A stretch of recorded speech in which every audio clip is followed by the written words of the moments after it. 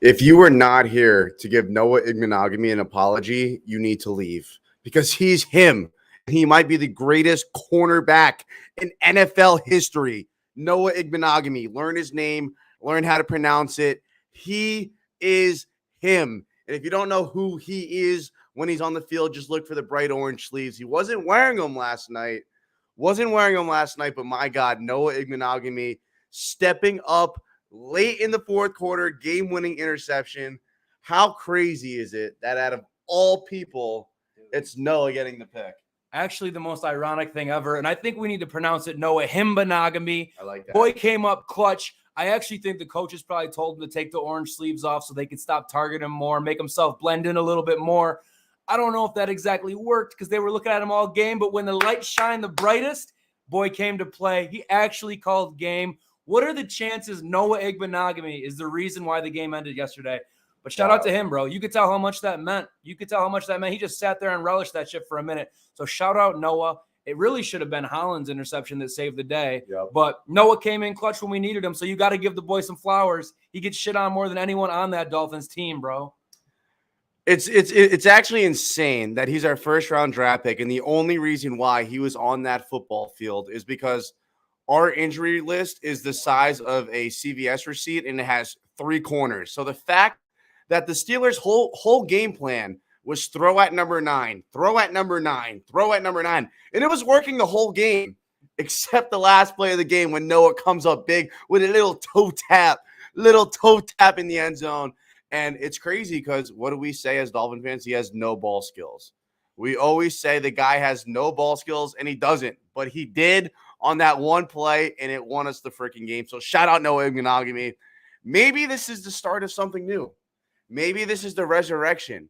Didn't I say something on Friday? I was like, I said he could have like the second. Was that Tua? That was Tua. Yeah. No, I called Tua Moses, but I said if Noah gets a pick, it could resurrect him. Yeah.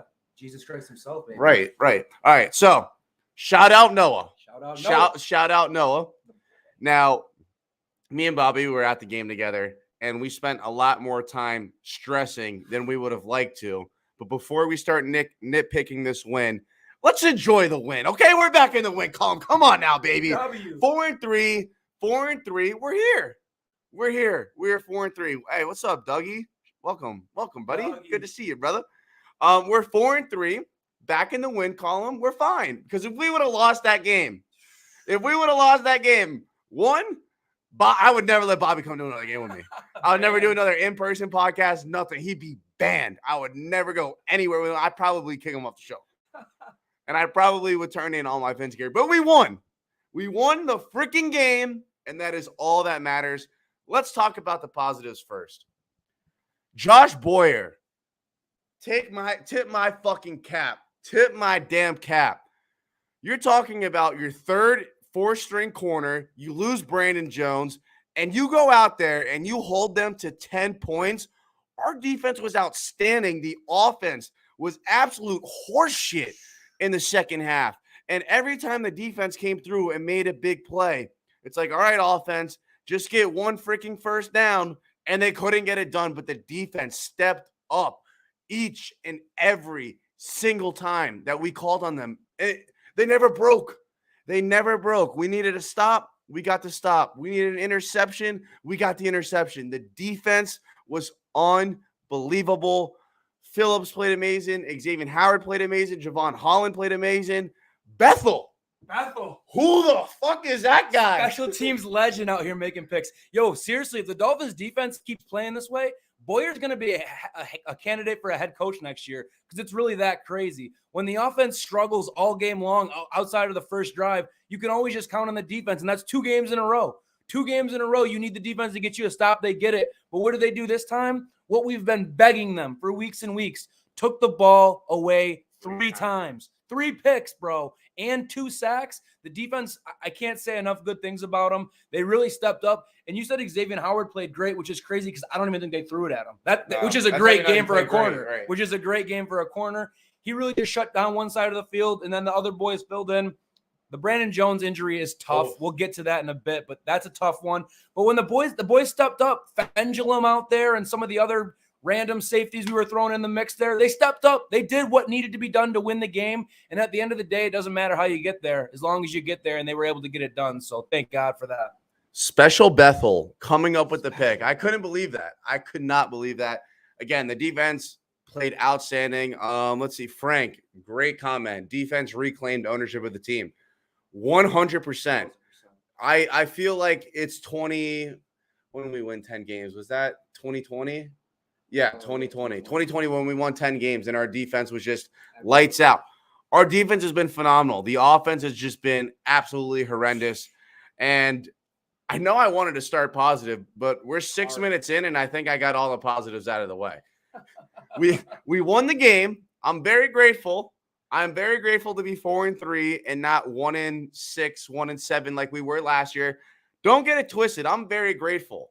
But we didn't come into this year and build this roster to barely beat Pittsburgh. No. You know, like we didn't build this roster to maybe compete for a wild card spot. We built this roster to win playoff games. And I got to tell you what, man. I do not want to see Chase Edmonds on the football field again. Bro. Dog shit. Sorry. No disrespect. He's probably a great dude, but my gosh, he's got pizza box hands, and he's just not good at football. Raheem Mostert is a dog. You give him the ball, good things happen. He's getting 3 to 4 to 5 yards every single time he touches the ball. His acceleration, unbelievable. The guy's got good hands. Stop playing Chase Edmonds. I don't care if Raheem Mostert can't breathe. You call a timeout, you give him an inhaler, and then you go back out there with Mostert. You do not play Chase Edmonds again. He is a liability, just like Liam Eichenberg. It goes Liam, Chase Edmonds. Two biggest liabilities on the team. I mean, dude, look at the numbers don't lie. Edmonds got the ball 7 times yesterday for 17 yards. Look what happens when Mostert gets it, 16 for 79. And you could just see the juice. Like when Mostert gets the ball, it's one cut and he's going. He's got the juice. He's got the speed. Edmonds has nowhere close. And he's supposed to be this pass-catching back that we signed that would fit perfect in this offense. 2 targets, 2 drops to this game. How many did he have last game? 2 more on top of that? It's just like, what does he even bring to this team? He doesn't catch the ball. He doesn't run the ball well. I get that Mostert might need a break every once in a while. I think at this point, it's got to be Gaskin. I think if we need a running back, if we need Mostert to come off the field, I think it has to be Gaskin that fills that spot, because what we've seen from him is much more reliable and serviceable than what we've seen from freaking Edmonds this far in his Dolphins career. Yeah, it's been terrible. Every time he gets on the field, I get pissed off. Because when Mostert gets the ball, juice, good things happen. Juice. When Chase Edmonds goes in the game, bad things happen. And since we're speaking about Chase Edmonds, I know he had the 2 drop passes, but that's not why he's burned in my memory. And it's not even his fault. But the 4th and 3 call from Mike McDaniel is absolutely dog shit. Absolutely dog shit. 4th and 3. And you have an opportunity to go up by 2 scores. Yep. You are up 6 points. I don't know if the NFL came out with a new extra point or a new field goal where after you score a touchdown, you could kick it and get 3 and have a 9-point play. If they came up with that, let me know. Let me know in the comments. You have an opportunity to go up 2 scores in an NFL football game. You take it every time, especially at the 14-yard line. It's not like it was a 55-yard field goal, a 60-yard field goal, 52-yard field goal. You're like, man, I don't know if I could send him out there. I think I'd rather put the ball in my playmaker's hands. You were talking about a 28-yard field goal chip shot that puts you up by 2 scores in an NFL game. And mind you, the offense hasn't done shit the whole game except the first 2 drives. They couldn't do a damn thing. And I just don't understand the play call. I mean, even if you're going to go for it, give me a little motion, a little eye candy, something. You're just going to hand it up the gut with the worst running back on the roster? Come on, Mike. And we got to hold Mike McDaniel accountable. That was probably the worst game I've ever seen him call. I thought it was horrendous. Well, bro, and my biggest problem with that sequence is go for it or not. I take the points there 10 times out of 10, especially going up against a Pittsburgh team that struggles to score. So you might as well take the points and add it to a 2-score game. But on that drive, on that set of downs, 1st and 2nd down, You take Tyreek Hill and Jalen Waddle off the field, and instead you have River Craycraft and Trent Sherfield. That makes zero sense. Then third down, you want to run it to Edmonds. And then fourth down, you want to run it to Edmonds again? Like, if you're going to go for it, maybe mix it up. Maybe do something different. Maybe eye candy like Smoke saying, little play action, little motion. Get the ball to Tyreek, get the ball to Waddle. Let them try and do something with it. Instead, you give it to your second best running back on the team, and second best by a long margin, I'd say. Twice in a row, that's actually mind-blowing. And the fact that we're trying to score points in the red zone when we can't do it, we can't score touchdowns in the red zone. All we do is kick field goals. They might as well have just kicked it. I don't know what he was thinking. They were just going to catch lightning in a bottle at some point. But the red zone offense is actually abysmal, and that reflects directly on Mike McDaniel. There's no one else to pass the blame to there. I was telling Bobby after the game, I said in the first half, it felt like we could go from our 20 to their 20 in less than 2 minutes, like at will. We would start our own 20. We would get down to their 20 like this and then have to kick 2 field goals. And I said, dude, we are not going to be a good football team if we keep taking field goals when we have guys like Tyreek Hill and Jalen Waddle. And you made a great point. When we're down there, we don't have Tyreek Hill and Jalen Waddle on the field for the first 2 plays. Look, no disrespect to Craycraft and Sherfield. They're great guys. I mean, Craycraft, he's made some big plays for us. Like, I'm not sizing him at all. But, I mean, if I'm a defensive coordinator and I see Tyreek and Jalen are on the sideline, I am loading this box up. I know what's coming. You know what's coming. The whole world knows what's coming. Imagine if you got Tyreek Hill lining up at H-back, or he's flying around pre-snap, or they at least have to respect Tyreek Hill and Jalen Waddle. When you go out there with Craycraft and Sherfield, I mean, what do you expect your red zone offense to do? It's been abysmal. And the only time that it's been good was against Buffalo. They were 3 for 3 with 3 touchdowns. Outside of that game, the red zone offense has been terrible. Terrible.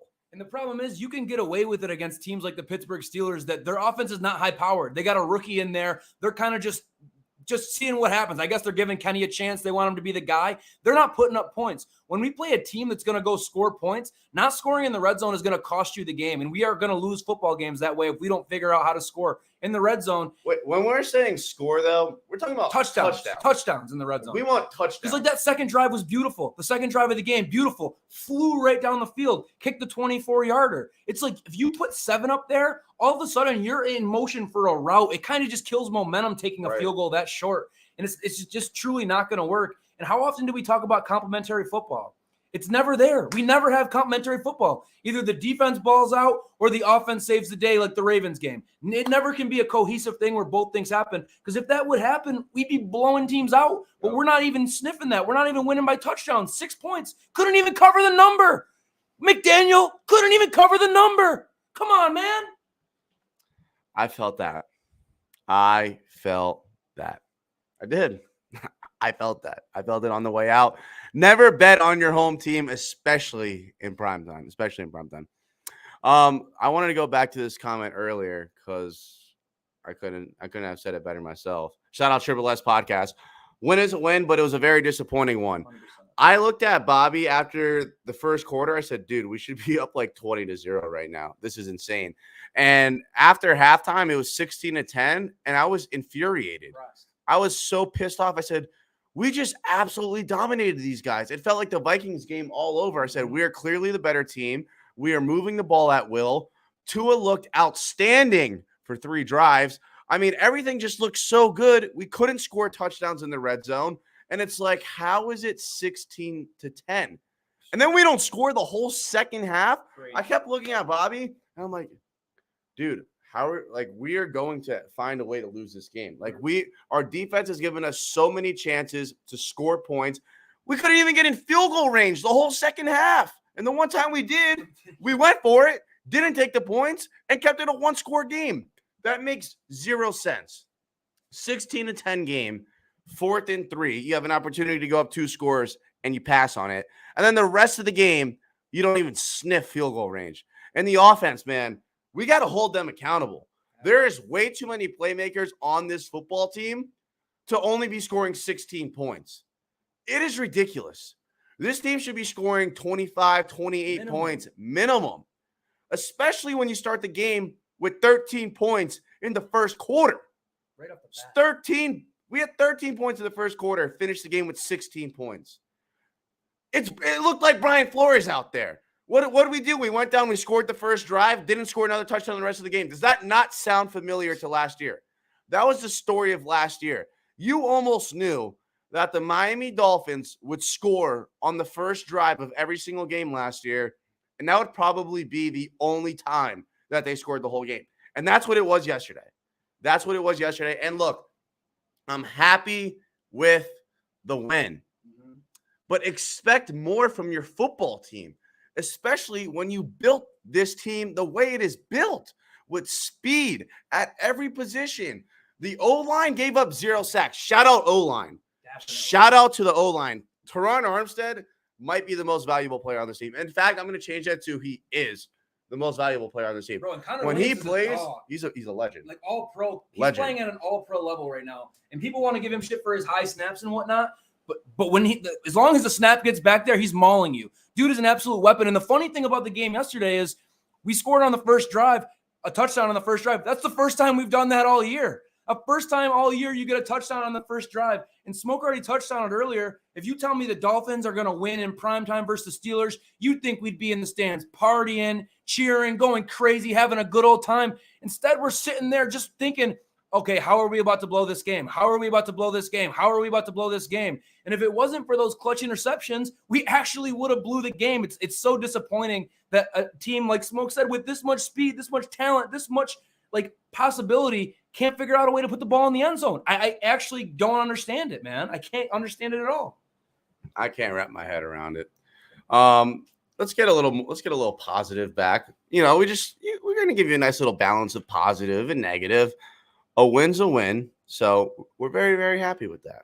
Very happy with that. But I want to ask you, what was your biggest positive takeaway from Sunday's game?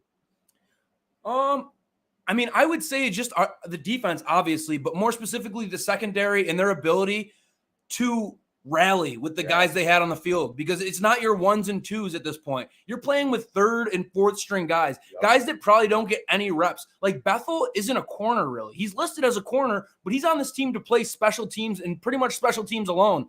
He's out there playing pretty much the whole game, starting at corner, gets a pick, a huge pick, maybe a controversial pick because it looked like they kind of legs tied up, who knows? But that's how the ball jumps. That's how the ball bounces sometimes, and you got to take it. So I got to give the most shout out to the secondary. Javon Holland, that's my boy. That's my favorite player. I thought he was taking it to the crib on that pick. Kenny Pickett's the only guy who stopped him. I thought he was crib talking that one.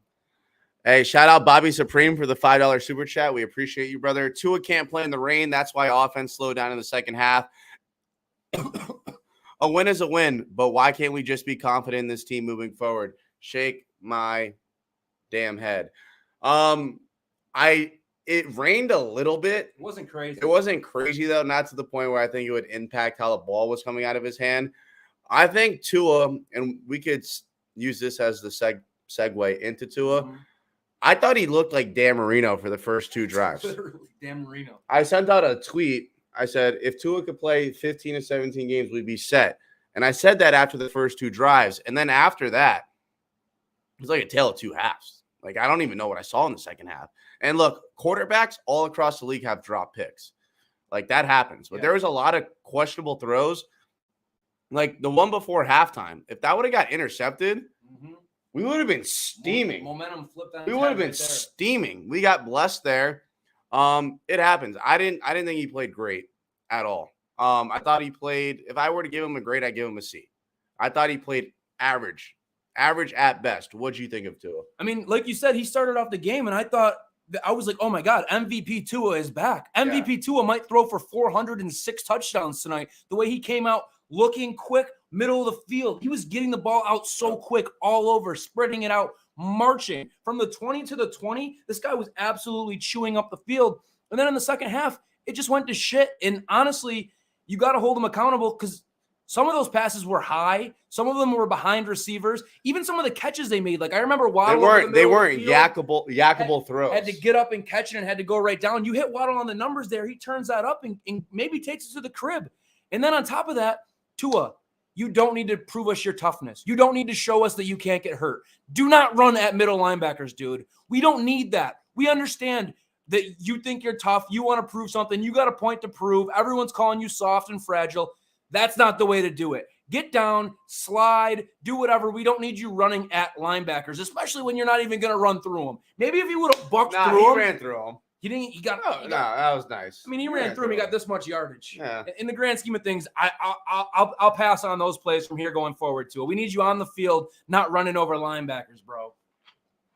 Shout out Patrick for the super chat. No script. Tua and McDaniel are lost. The real question is how much play calling did he actually do in San Francisco last year? We could get lucky, but this team has serious vulnerabilities right now. I know he didn't do any play calling in San Francisco. I know he did a lot of like play install and things of that nature. Look, I agree with you. I think this team has a lot of weak spots right now. And I mean, I believe there are things that could be fixed, but we are, what was that, week 7? We're 7 weeks in and people are like, yo, just give them time. Dog, it's week 7.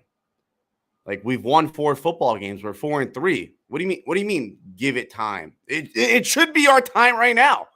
Like, you shouldn't have guys lining up wrong week 7. This is not week 1. It's not week 2. It's not week 3. It's not week 4. It's not week 5.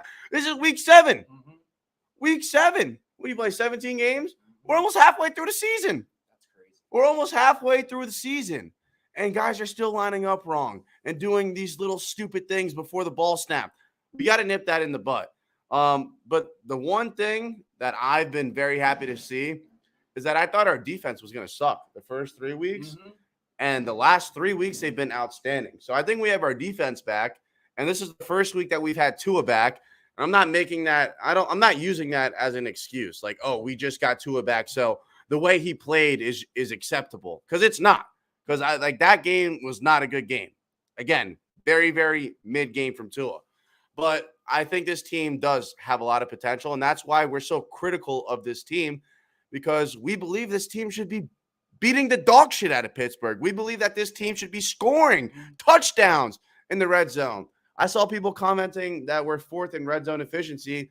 I'll bet you most of that efficiency is us taking field goals. I don't want to be 4th in efficiency. And let's say we're in the red zone, round numbers 20 times, and 15 of them are field goals and we have 5 touchdowns. That's not how you win football games. That's not how you win football games. And I mean, winning cures a lot. So we can come on here and we're not going to be that upset. We're going to be critical. We're going to give our feedbacks.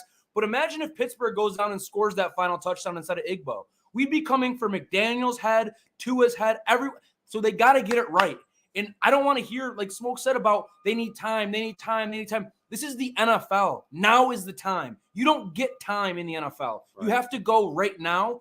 And they didn't yesterday, quite frankly. They got the job done at the end of the day, which is why you can kind of be a little lenient and say, okay, they got it done. Next week, we need to see it. But at some point, we actually have to see it because there are holes, there are vulnerabilities, and I can see where this Dolphins team goes wrong, man. You play a team if you play any team with a comparable offense yesterday, you lose that game 10 out of 10 times. I agree. 10 out of 10 Great times. point. Great point. Rusty said, bro, Rusty said, NYC Finn said, bro, he's rusty, man. Well, he didn't look rusty in the first quarter. Nope. He looked, like I said, he looked like Dan Marino in the first quarter. He looked like a franchise guy. So don't tell me that he could come out slinging the ball around, putting it wherever he wants. I mean, he's hitting guys in the face mask. He's throwing absolute dimes in these tight-ass windows. It's not rusty. It's inconsistent. Mm-hmm. And that's been his 2 biggest knocks is availability and inconsistency. And that first couple drives, he looked outstanding. He looked outstanding. I was like, we have a franchise guy. We genuinely have a franchise guy if he plays 15 to 17. And then the second half, it was just gone. And don't tell me it was the rain because I was at the game. It wasn't pouring down rain. And for an NFL quarterback, especially in South Florida, where it rains every single day, that ain't no excuse, bro. That ain't no excuse. Because I heard the excuses last year when it was cold and wet out in Tennessee. These are professional quarterbacks. This is not me. This is not Bobby. This is not your Uncle Joe in the chat. This is a quarterback being paid millions of dollars a year. If it is drizzling outside, I expect him to throw the football. And another thing on top of that is these past couple of years, not even talking about this year, the thing with Tua that's been the big excuse is, oh, well, the offensive line's not giving him any time to throw. It's the offensive line. Look at last night, dude. Unreal. 0 sacks. Shell steps in at right tackle, absolutely kills it. Shout out to Shell. He might be the starting right tackle from now on, and when AJ gets back, he kicks to left guard because Liam Eichenberg, bro, Liam Eichenberg is not an NFL player. Another 2 penalties last night. It's getting unacceptable, and at some point, that's going to cost you games. I don't know why they don't try something else. I guess we're not there, so maybe there's not better options. But the line was great last night, dude. Unreal. 0 sacks. And for the line to be that good and the offense to still only put up 16, it's like, what is happening? I can't wrap my mind around it. Usually you can be like, oh, well, he's getting pressure. He doesn't have time. It's hard for him to make these throws. But it's like last night, dude, the O-line played out of their mind, and it leads to 16 points. And the touchdown was on the first drive of the game. They couldn't put the ball in the end zone the rest of the whole game. I don't understand it, bro. Yeah, I don't get it either. I really don't. Brian says, oh boy, here we go with the Tua hit again. Again, it's not hate. I'm just telling you what I saw from the game. I told you, Tua looked absolutely fantastic the first 3 drives. And if you're telling me that he looked the same that he when he first started the game, you're crazy, because he didn't. It looked like 2 different quarterbacks out there. And I want to bring this up. I mean, the team is better with Tua. When he plays, we win games. When he's on the field, the team plays better. When he's on the field, there's a different energy. When he runs out of the tunnel, the place goes nuts. When Tua throws a touchdown, the whole stadium's chanting Tua, Tua, Tua, Tua. Things are different. Things are better with Tua. But this is our franchise guy. This is our 5th overall pick. We have to hold him to that standard. Like, being inconsistent is not what you're supposed to do as the 5th overall pick. You know, and there's a lot of good things that he did yesterday. Like, he threw a lot of accurate balls that a lot of quarterbacks couldn't make in the NFL. I'm just saying, when you see those first 3 drives and you're like, wow, this kid is really freaking good. And then you go to the second half of the game and it's, what am I watching? We might have got, 3 first downs in the second half? That's what it felt like. I don't know what the numbers are, but that's what it felt like. And I just don't. It's not hate. Like, I hate when you give a little critique and someone's like, oh, you're such a hater. You're such a hater. Here on the Smoke Show, what we're going to do is give it to you how we feel and how we see it. You're not going to come get rainbows and sunshine because the Dolphins beat the Steelers 16-10. You got to have some critiques. You got to be able to address it and actually tell the people what's going on. If we were to sit up here and be like, oh my God, what a game yesterday. Can you believe it? We beat Pittsburgh. Everything's great. We're going to win the rest of the season now. It's like, no, you got to be honest at some point in time and take a little constructive criticism and see what you're seeing on the field, and then hope or try and think. Obviously, we're not going to come up with the solutions and give it to McDaniel, but we're at least going to try and think and give the people what we're talking about. It's not hate. It's never hate. There's nothing I want to see more than Tua to go out there and win an MVP and be the best player in the league, bro. I want the Dolphins to be great, and when I don't see it, you got to let them know. It's just that simple. I do hate Liam, though. Yeah. I do hate Liam, and I do hate Chase Edmonds. The football player. The person, I don't know him, so I don't hate him, the person, but I hate when we put him in on passing downs and then we throw the ball to him. Like, if he's a better blitz blocker than Raheem Mostert is, by all means, leave him out there, but leave him there to block the blitzing linebacker. Please stop sending Chase Edmonds out there to catch passes. That's all I'm asking for. Please stop that. I really hate Chase Edmonds. Dude, he's terrible. He doesn't deserve it. I wouldn't be mad if they cut him today. Fuck it. Get him off the field. I would trade for Kareem Hunt. Shout out TryHard7. It was always the Noah revenge game. Yes, sir. I got to give it to him, man, because he was getting cooked. I mean, he was deep fried fish. He was like, when they bring you out the fish at the Asian restaurants and the fish is still like the fish. That's what Noah was. He was a fried fish out there. And then they tried him. Kenny Pickett got picked off by no Igbinoghene. Unreal. Brian Flores. Dude, I didn't even hear a fuck you Flores chant. Disappointing. It's because he hides in the box, bro. Guys out there hiding in the box. I also didn't like seeing him down on our sidelines chopping it up with our guys before the game. Like, nah, bro, you're an op. Kick rocks. We don't need you over on our side. You try to fuck our side over. So get on your side. There should have been a fuck you Flores chant. But Igbo, man, shit like that makes me so happy because this dude gets dogged on, by us included. Like, deservedly so, playing like absolute shit. Yeah. But then when you come up with a play like that, and you saw the teammates, the first thing Holland said in his interview after the game, they called him like God's child or something, said the boy was blessed. Yeah, God's child. That was God's tough. son. God's son. That was tough, dude. The whole team rallied around him, and I don't know if that's going to equal confidence and results going forward, but I'd like to at least hope and pray that maybe that gives him that little spark that's like, okay, I can do this, because all of a sudden, guy had no ball skills. He looked like Antonio Brown, Tony Toe Tap in the side of the end zone. Even the refs were hating on him. They didn't want to give it to him, and it was clear as day. Holland was like, nah, look at the footprints. It's right here. He was in. But nah, shout out Noah. Way to do your thing. Way to get a win for us. Not all you, but you ended it. You called game. And who would have guessed it, man? Good for Noah. Shout out Noah. I think I might have called that. Maybe. I don't want to give myself too much credit. All right, so I mean, you don't really get to come to Hard Rock Stadium a lot. Primetime game. What was the environment like? What did you love? What did you not like? How was your overall experience at the Rock on Sunday night? I mean, we start with the tailgate. This guy, they're doing it right over there. Grilling, drinks, whatever you want, accommodating, great people. The tailgate's unbelievable. So when you get to the game, you got to go tailgate. And especially a night game when you have all day to tailgate. Absolutely beautiful. I mean, the field looked remarkable. I talked about it before, and I said I can't wait to just walk in and see the grass, the throwback logo, the orange end zones. Everything was beautiful. The introductions when the stadium went dark, everything was great.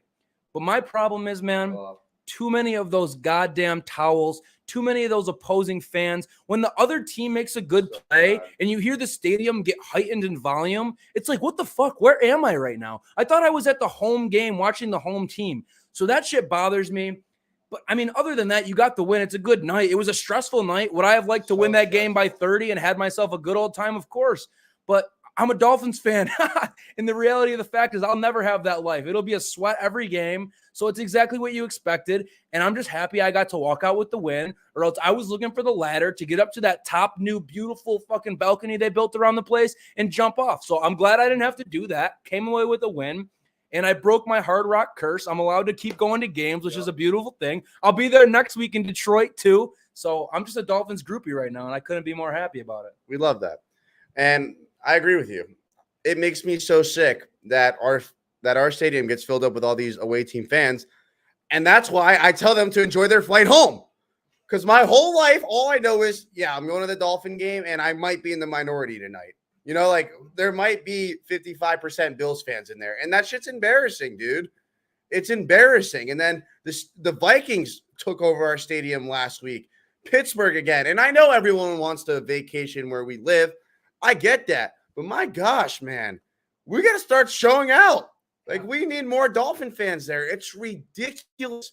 I mean, I went back and watched the condensed game. Every time that Steelers tight end caught a pass, they're screaming his name. Yeah. Every time the Steelers, I mean, they only had one touchdown. The stadium's going crazy. I'm like, are we not playing in Miami? It is insane, man. It's disgusting. It pisses me off. And that's why I get so fired up, because these people come into our stadium and act like they own the place. Like, no, dude, you're in my house. Mm-hmm. Like, enjoy that flight home. Take those towels with you. Take your buffalo with you and get out and enjoy your flight home. I'm wishing you a great, safe flight. I genuinely am. I don't want death on you, but I want you to get the fuck out of my stadium, because I'm just sick and tired of people taking it over. And you could call me an asshole or this and that. I don't care. I was born and raised in this stadium, and someone needs to take a stand and stop being so damn soft all the freaking time. Because if you think you're going to go to a game in Pittsburgh, like when we went to that playoff game in Pittsburgh, and you think you're taking that stadium over, you're out of your goddamn mind. You have no chance at taking that place over. And these people, everyone just comes in and act like they own the place. It makes me sick. No, and they need more people telling them to have a nice flight home. I'm not saying we should be aggressive, jumping, getting in people's face. Enjoy the flight home, bro. Get out of here, bozo. I hope you got a sour taste in your mouth and you don't want to come back down here, because that's what we need. We need a little more energy, a little more enthusiasm. People that want to be there, people that want to live and die on that field and see the fucking team win. So enjoy the flight home. Peace out. Hope you don't ever come back, because this is our house and you don't own it. We do. Kinda. I wish we owned it a little more. I own that bitch. You do. People do. There's good fans out there. There just needs to be more of them, man. There needs to be more of them. And maybe winning cures that. Maybe they go win the next 5 But they are winning. Semi-winning. They haven't won I mean, a they playoff were game. winning. They were 3-0. Win a playoff game. Then people will buy in. How is it season tickets are sold out, but we get taken over? Great point. And I already know these people buy the tickets to just make a buck. They buy them and they flip them. That's exactly why. People buy season tickets. Oh, they got Tyreek Hill. Oh, no surprise. The first time in Lord knows how long season tickets sell out because people are like, Tyreek's coming to town. We're going to buy these tickets and we're going to flip them. That's what it is.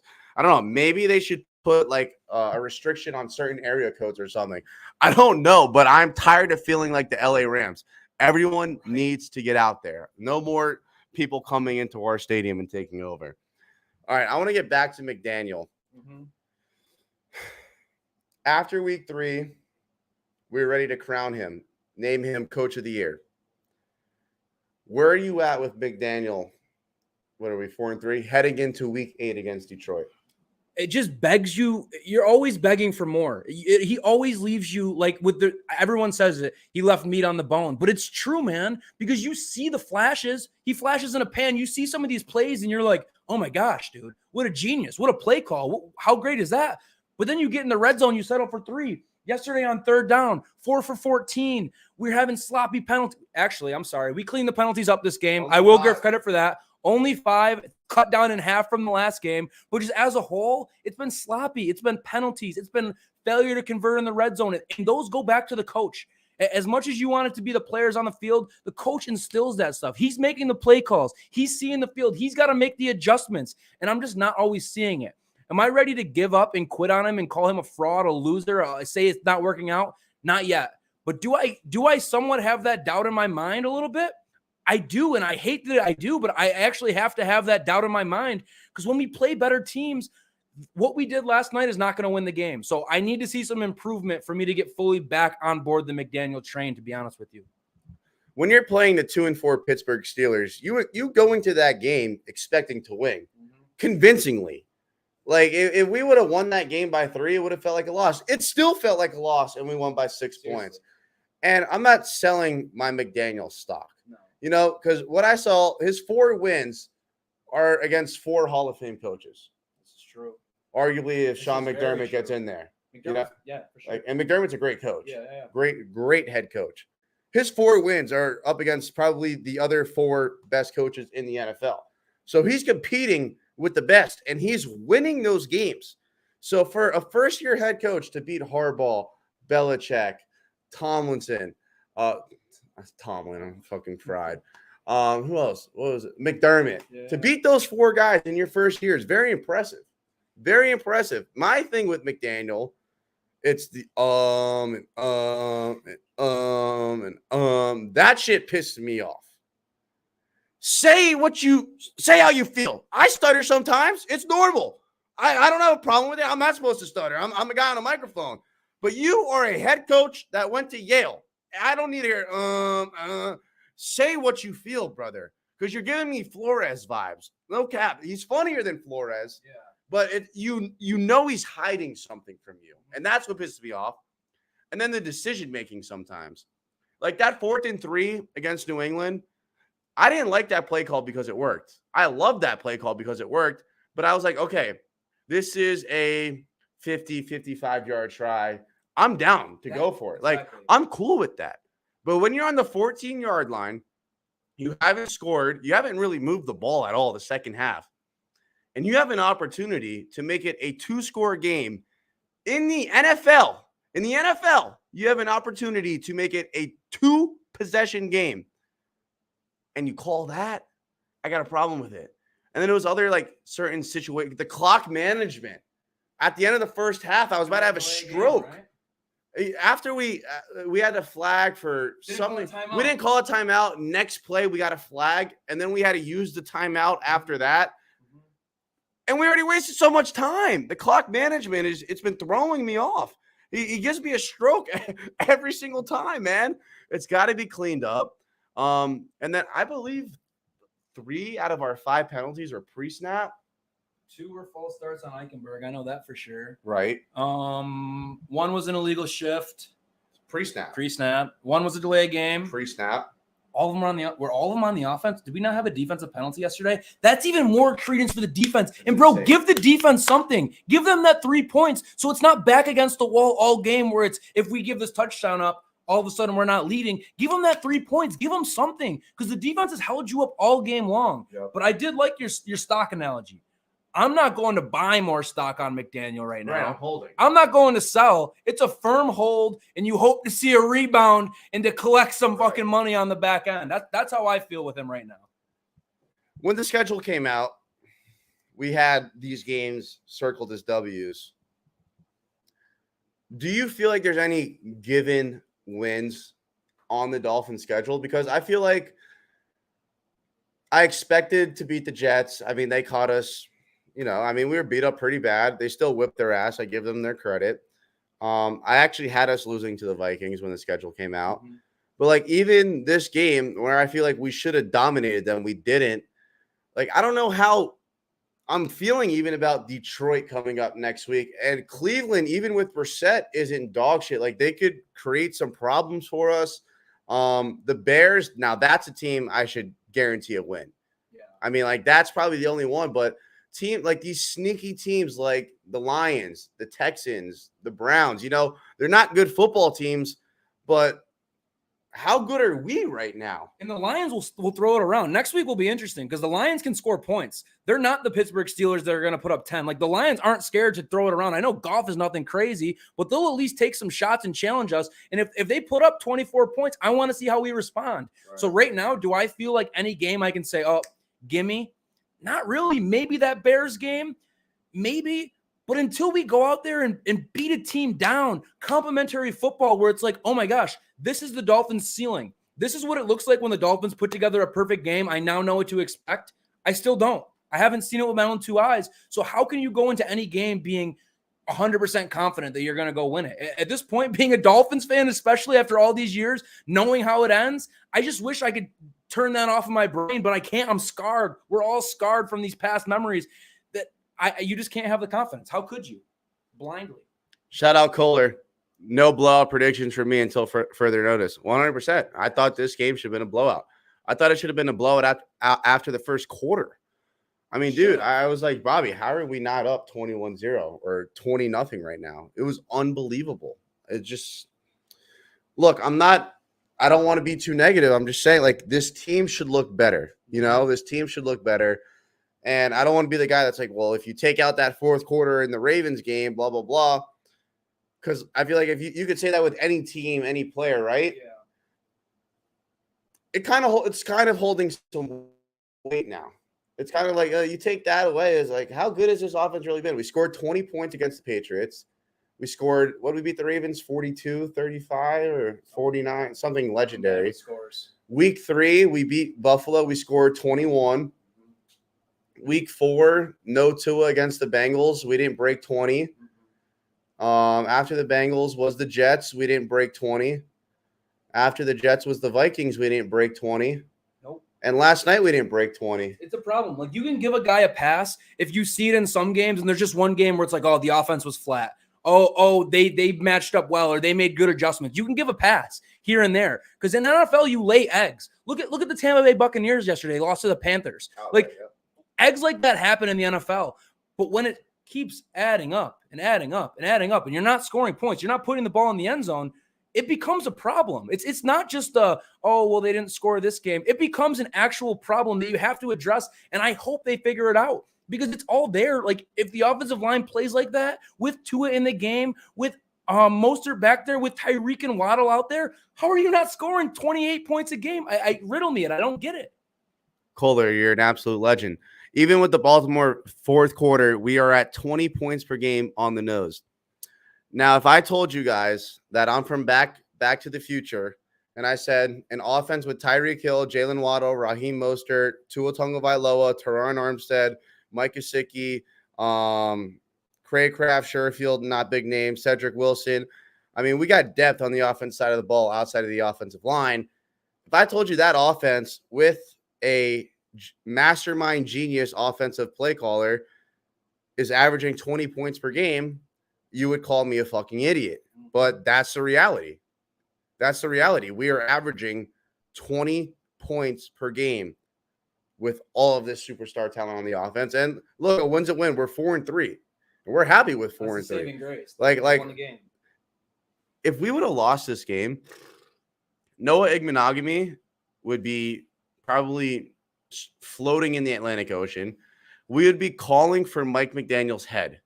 People would be going absolutely ballistic on Mike McDaniel if Pittsburgh would have scored at the end of the game. And we would be screaming bloody hell about this offense. We would. And I told Bobby last night, if they would have lost that game and I was Xavier Howard, I would have fought Jalen Waddle or Tyreek Hill in the locker room just to say, you guys need to step up. But we won.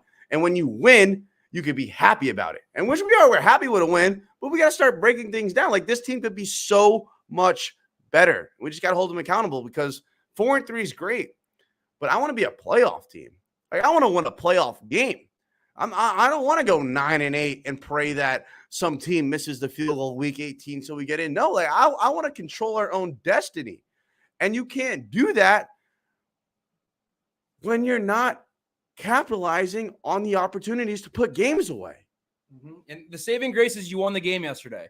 So at the end of the season, it's not going to mean anything. All that matters is the W's and the L's. But when you're in the middle of it, you're trying to figure out what's going on. And all the time we've been saying, oh, well, we have this soft spot of our schedule coming up where we should just be dominating teams, scoring points. Show me it then. Show me it. And that's the beauty of winning yesterday. You win that game, you get out of there. Who cares? Game's over. Now, if you can show me that you can go dominate the Lions, Bears, and Browns, it's going to buy you some time. It's going to make you feel better. It can get better. There is some optimism there that at least you went out and won that game. You won the Ravens game. You won the Bills game. That saves you. Imagine if you lose all three of those games. There'd be no hope. There'd be no light at the tunnel. So at least they were able to go out there and get it done. But from here on out, I need to see improvement. I need to see improvement point blank, or else how do you buy into a guy if there's no improvement and they're not scoring points? One thing with me, I value an offense's capability to close out a game. And when our defense kept giving us chances to put the game away, here's an interception, put the game away. Here's a 3-and-out, put the game away. Here's this, put the game away. We couldn't. It's like, how did they even get the ball back after that Javon Holland pick? That Javon Holland pick, caught it. Andy took it to like the 50-ish, somewhere 40 maybe. That should have been game over right there. You run a couple plays, you get a first down, the game's over. But they couldn't even do that. I'm not even talking about a touchdown at this point. I'm talking about just moving the sticks one time. But nope, defense has got to come back out and bail it out again. So honestly, the biggest shout out in the world to Boyer. Boyer has been in his bag these last 2 weeks in particular. And if he just keeps doing this and we can get the offense, it's really like best team in the league type. I'm not going to say that. Let me calm down. Take a step back. Best team in the league. I am not going there. That's the week 3 mentality. It somehow crept up in the middle of my brain, and I apologize. Not the best team in the league, but the potential's there is what I'm trying to say, man. I agree. I 100% agree. All right. Here's our positives, right? Defense looks outstanding. Defense played great. Offensive line, 0 sacks. Defense caused 3 turnovers, won the turnover battle. Our penalties went from 11 last week to 5 this week. Raheem Mostert looks like a clear RB1. Javon Holland, outstanding player. Defense, even with Noah Igbinoghene and Special Bethel and guys that you really haven't even heard of since training camp, there's like they stepped up and made big plays. So there was a lot of positives. There's a lot of good things that happened, but you also have to address the things that didn't go well. And what didn't go well is we're not scoring touchdowns. That's a big problem. We had 1 touchdown this whole game. And I think we had 370 yards of offense and had 1 touchdown to show for. Chase Edmonds is a bona fide bum, at least on the football field. Tua looked inconsistent.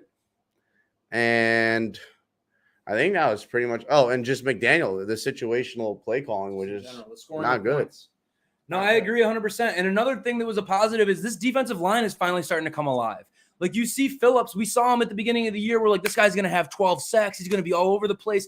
We saw the motor, but he wasn't getting home. He wasn't getting that sack. Sack last week, 1.5 this week. Steeler, he's the unsung hero of this team. Zach Steeler blows shit up. He is really good. No one ever talks about Zach Steeler. Van Ginkel's finally getting healthy. He's making some noise, letting Melvin Ingram be a more impact player, not having to play every snap of the game. So there is those positives there. But at the same time, it's pretty much all the positives are on defense. All the negatives are on offense at this point. I mean, Waddle had a good game. Waddle had a good game, but you need to get him the Waddle ball. and Tyreek always have a good game, and then we don't have more than 16 points to show for it. 100 and something yards, usually not this game, but you'll somehow put up stat lines. And it's like, a football field's only 100 yards long. If you have all these yards, at some point you'd think you crossed that goal line, right? I think Tyreek only has 2 touchdowns on the year. Like, that's crazy. And I think he's leading the league in receiving yards. And he has 2 touchdowns. I don't know. Make it make sense. And shout out to everyone watching, by the way. Thank you so much. If you haven't already, hit that like button. I don't like to, blow that up the whole show, but it means a lot. So if you could just hit that little thumbs up, or even if you disagree with what we're saying, hit thumbs down. It's going to do the same thing. It's going to get this video to more people. And if you're new to the channel, please subscribe. Here's my take overall on the game. A win is a win, right? I'm happy with a win. I'm happy with the defense. I saw some good things. I saw some bad things. But I believe if you're a Dolphins fan, and I don't want to say you're not a Dolphins fan because you don't agree with me, but if you're over here twerking on your table and popping champagne and you feel 100 times better about this team's season because we barely beat the Pittsburgh Steelers by 6 points, we don't have the same vision. We don't have the same vision. If you believe what you saw last night was a good performance, brother, we have different expectations for this football team. You might think it's 2019 and beating a team, period, is a good thing. I'm never going to be upset about a win. I'm very, very, very, very, very, very, very happy that we won the game. But I was almost this close from jumping off the roof of the stadium because of how many times we almost blew that football game. And when you start playing teams that aren't 2-4, where you're a 7-point favorite to win the game, come on. I mean, come on. You should expect better from your team. Like, I didn't come home popping champagne like, we beat the Steelers by 6. It took 2 interceptions in the last 2 minutes, but hey, we beat the Steelers by 6. Now we're the best team in the league. No, dude, come on. I came home with a headache. I was just like, why does this team have to put me through this every single week? But at the end of the day, a win is a win, is a win, is a win. All you can ask for is W's, and it's on to Detroit. But realistically, we might need some secondary help, bro. Brandon Jones, I don't know if you guys saw, Brandon Jones got announced on IR. Huge loss for the team. You think they make a move of any sort? Say that again. You think we make a move of any sort to bring a player in? Yeah, they should. Because I think we need to. They should bring in Kareem Hunt. Hey, wait, Bobby Supreme, DM it to Bobby because my mentions are just through the roof. I won't see it. It's B-3. B-minus-3. B-3. I do believe this team will make a trade. And they need to, because I know San Fran got blown out the other night, or not the other night, yesterday, by the Chiefs. But that draft pick is going to be a 20 through 29 pick. They're not going to go to the Super Bowl. I don't think they're going to go to the NFC Championship game. But they might win their division. And they might win a playoff game. They might. And I believe it's in our best interest to use that first-round pick to go get an offensive lineman, a linebacker, a cornerback, if someone's willing to trade a stud corner. Do I think we should? Yes. Do I see it happening? I don't know. Because I don't know who you would give up on this team. Maybe you could package Gesicki, Chase Edmonds, Cedric Wilson, and a first-round pick, It's tough, man. It's not Madden mode. I'd like to see them make a move. I don't know if they're gonna. It's crazy that we're like begging for a corner, which we do need a corner. But by the same token, we only let up fucking 10 points yesterday. Yeah, and Pickens is a dog. It's crazy. They got wide receivers over there. It's crazy. Sent to Bobby a glitch, and it sent like 3 times. I followed you both. He's been dying for us to get this video. Let me see. There it is. Let's see. It better be good.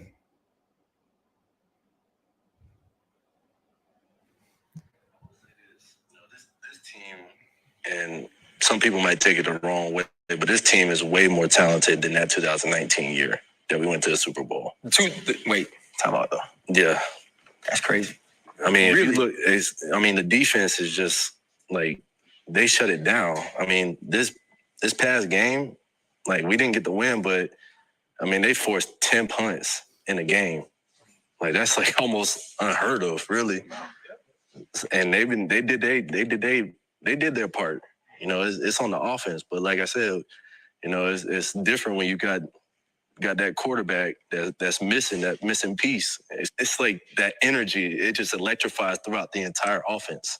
Like even in the building. I mean, y'all know. I mean, y'all can feel it. So I will say that this team is definitely, you know, got a little more talent than that 19 year, but we just got to put those pieces together. Great freaking clip. And Bobby, I couldn't agree more. That's why I have Daniel. That's why. That's why I hold this team to such a high standard. That's why, like, when we barely beat Pittsburgh and we look like shit, I'm a little pissed off. I am, because what he just said, I believe this team has so much talent. Like I didn't feel this way last year when we had Mac Hollins and Isaiah Ford out there. Hell no, bro. I mean, like what he said, the defense had 10 punts last week. They had 3 turnovers this week. And we just need all 3 phases of the football to come together for 1 week. I promise you, if we do that for 1 week, this team will look like a jug. I mean, they will look unstoppable. And Raheem Mostert hit the nail on the head. I believe our roster on paper has more talent than that San Francisco 49ers team that went to the Super Bowl. And that's why I get so pissed off when we come out here and look like dog shit. You know? Like, there's legitimate superstars on both sides of the ball and legit superstars on both sides of the ball. And that's why you have an expectation. That's why when we did the schedule breakdown, it's like, oh, they're going to win 10, 11, 12 games. They're going to go to the playoffs. Maybe they challenge the Bills for the division because you see all this talent. And then that's why we are kind of getting hard on McDaniel. You see the talent. It's there. Why isn't it working? Why are we not scoring points? That's where it becomes frustrating because I agree. The talent is there. You can't disagree with that. There's people on both sides of the ball that are unbelievable, but it's got to be better, man. It has to be better for what we are putting out there each week. It takes a while for complex new offenses to get rolling. Well, I mean, I think we have the second or third most passing yards in the league. We just can't score points. We can't score 7. I'm sorry. I don't think it's that complex to score inside the 20-yard line. Figure it out. We move the ball. We move the ball fine. We're just not scoring 7 in the red zone. Come on now. NFL is not plug and play. Yeah, I mean, I agree. I mean, certain positions, they're definitely plug and play. It's not plug and play, but by the same token, it's next man up, dude. So when someone goes down or when you get a new player, he's got to step in and thrive. I get that it takes some time, but I mean, in off season, in 7 games, you should start to see some improvement, and it's not getting there. I mean, our best offensive performances have already happened. The offense is getting worse, which is crazy. I will say Tua didn't play for 3 games. I don't like making excuses for injury, but when the injury is at quarterback, that does change things quite a bit. But they need to score some fucking points, man. You got Tyreek Hill and Jalen Waddle. Just get them the ball in space. They are faster than you. He is faster than your fastest defensive player. Get him the ball. He will take you to the promised land, man. I want to end on this one. Real Deal says, can tell delusional Dolphin fans don't watch other teams. No, I watch other teams, and I know we are a lot better than the other teams in the NFL. But I don't hold the Dolphins to the same standard as the Commanders. I don't hold us to the same standard as the Houston Texans. I know how much worse it gets. I don't hold the Dolphins to the same level as the Chicago Bears. I know it gets worse than us. But come on, man. Well, at least we're not the Bears. No, fuck that, dude. We're here to win playoff games. This is a playoff caliber team. The expectation for the team going into this year is to win a playoff game. That's why you fired Brian Flores, because you didn't get to the playoffs. You didn't win playoff games. You had back-to-back winning seasons, but you didn't make the playoffs. We are not on the Bears and the Commanders and the Texans and these dog shit teams level. At least we shouldn't be, because roster talent-wise, it's not even close. 100%, bro. And if you're saying we don't watch football, that's the craziest thing I've ever heard, because that's eat, sleep, breathe football. Watching all the games every week. Oh, the Packers look like shit. The Bucs look like shit. I get it. That doesn't mean the Dolphins, all of a sudden, they have some like excuse. Like, oh, well, the Packers are having an off year and the Dolphins aren't looking very good. So I guess I can kind of write that off as just it happens in the NFL. No, you have to have a standard and you have to go meet that standard. And when it's not met, people got to be held accountable. And that's what we come and do on every Monday, Wednesday, and Friday here on the Smoke Show, people. You heard it here. Thank you to everyone that was watching. We love you guys so much. Thank you for giving us your time of the day. I am extremely grateful for every second that you spend with us. If you're new to the channel, please subscribe, leave a comment, hit that thumbs up button or thumbs down button, even if you disagree with me. We love you guys so much. A win is a win. Enjoy the day. And as always, fins up, baby. Up. Let's go. Come on now. Fins for the win. Again and again and again and again.